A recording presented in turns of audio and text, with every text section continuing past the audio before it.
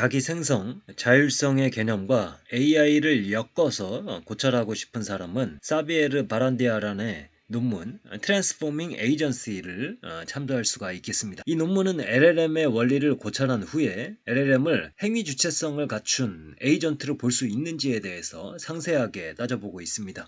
앞에 LLM의 원리를 살펴보고 있는 내용도 좋은데요. 이 부분은 건너뛰고요. LLM과 행위 주체성에 관한 내용을 간단하게 살펴보도록 하겠습니다. LLM은 다양한 영역에서 인간과 대등하거나 오히려 인간을 뛰어넘는 성능을 보여주고 있습니다. 심지어 감각운동 상관관계를 학습하고 물리적 세계로 나아가려는 시도를 하고 있기도 합니다. 덕분에 LLM은 종종 의인화의 대상이 됩니다. 하지만 바란디아란에 따르면 LLM은 본질적으로 자율적 행위를 할 수 없으며 따라서 에이전트라고 할 수가 없겠습니다. 다만 우리는 LLM을 인간의 행위 주체성을 심대하게 바꿔 놓을 수 있는 대화 자동기계로 이해할 수가 있을 것입니다. 물론 현재 기준으로요. LLM을 자율적인 에이전트로 해석하는 학자들도 존재를 합니다. 대표적으로 정보 철학의 대가 루치아노 플로리디를 뽑을 수가 있습니다. 모든 실제는 정보적이며 그리고 GPT와 같은 AI 또한 정보적 개체로서 세계와 동일한 존재론 아래 놓여 있다고 주장하는 것이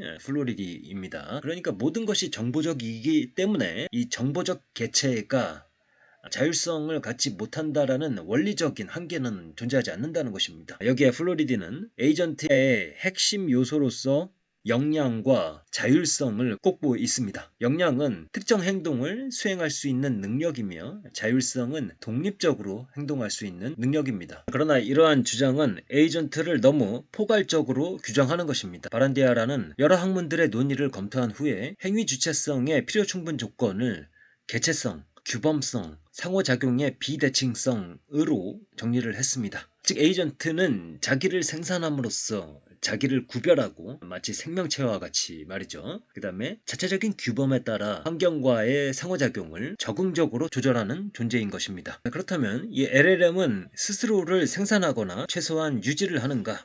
그렇지는 않은 듯합니다. 그 존재의 성립은 인간의 개입에 의존합니다. 따라서 환경 자체도 스스로 만들어내는 것이 아닙니다. 환경은 주어집니다. 그런 의미에서 개체성을 만족시키지 못합니다. 또한 LLM은 내재적인 규범을 갖고 있지 않습니다. LLM은 틀린 답을 내놔도 생명체와 달리 생존에 영향을 받지 않습니다. 무엇에 민감하게 반응해야 하는지에 대한 내재적인 기준이 없는 것입니다. 예를 들어 생명체 중에 하나인 박테리아 같은 경우 이 당을 좋은 것으로 인식을 하기 때문에 당을 향해서 막 헤엄쳐 나가죠. 그런 내재적인 기준이 없다는 것입니다. 그래서 이 LLM이 오류를 줄여야 한다는 규범은 외적으로 주어지는 것이지 시스템 작동 자체의 내재적인 것이 아닙니다.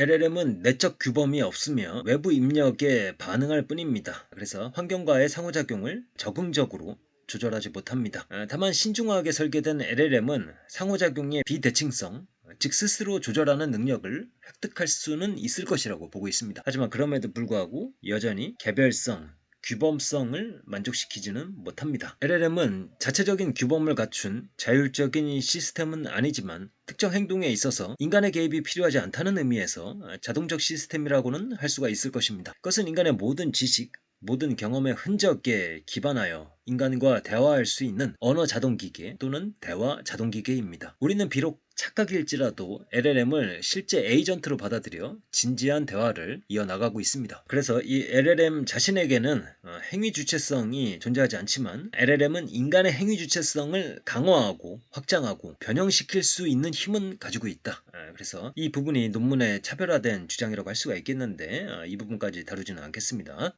그래서 이 현 상황에서 LLM이 왜 자율적인 에이전트라고 할 수가 없는지에 대해서 살펴봤고요. 이 논문의 저자가 말하는 에이전시의 개념이 행화주의에서 오는 것이기 때문에 예전에 프란시스코 바렐라의 영상을 참조하시면 맥락이 더 잘 이해가 가실 것입니다. 생명체는 자율적인 존재이다. 작동적인 폐쇄성에 의해 자기 자신의 정체성을 만들어내고 또한 그 정체성에 따라서 자기 규범을 만들어내고 그 규범을 통해서 세계와 관계를 맺는다. 그래서 그 규범적 방향으로 세계와 관계를 맺으면서 세계에 의미를 부여하게 되는 것, 이것을 이제 센스 메이킹이라고 합니다. 그리고 의미 부여된 세계가 그 생명체를 둘러싸므로써 인지가 구성된다고 말씀을 드렸습니다. 그래서 오늘 살펴본 논문에서는 에이전트의 개념을 이렇게 잡고 나서 LLM이 왜 에이전트일 수 없는지 한번 살펴본 것이죠.